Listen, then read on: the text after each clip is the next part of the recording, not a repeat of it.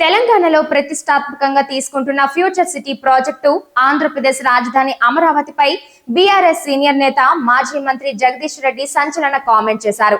హైదరాబాద్ లో మీడియాతో మాట్లాడుతూ ఇరు రాష్ట్రాల ముఖ్యమంత్రులు చంద్రబాబు, రేవంత్ రెడ్డి గురు శిష్యులంటూ వెటకారం చేశారు. ఫ్యూచర్ సిటీ నుంచి అమరావతికి greenfield highway, bullet train ప్రణాళికలపై మండిపడ్డ ఆయన లేని ఫ్యూచర్ సిటీ నుంచి కట్టని అమరావతికి హైవే అంట, రైలు అంట, చివరికి గురు శిష్యులు కలిసి రియల్ ఎస్టేట్ దందా కోసం ఇదంతా చేస్తున్నారని అన్నారు. రేవంత్ రెడ్డి తన బంధుమిత్రులు, అనుచరులు కొన్న భూముల ధరలు పెంచడానికే ఈ ప్రాజెక్టులు తెరపైకి వచ్చాయని ఆరోపించారు. ప్రజల కోసం ఏది చేయడం లేదని విమర్శలు గుప్పించారు. ఈ కామెంట్స్ పై తెలంగాణలోనే కాకుండా ఏపీలోనూ రాజకీయ చర్చలు ముదురుతున్నాయి.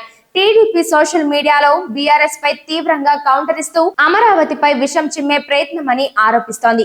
ఫ్యూచర్ సిటీ, అమరావతి కనెక్టివిటీపై ఈ రాజకీయాల మాటల యుద్ధం మరింత వేడెక్కేలా కనిపిస్తోంది.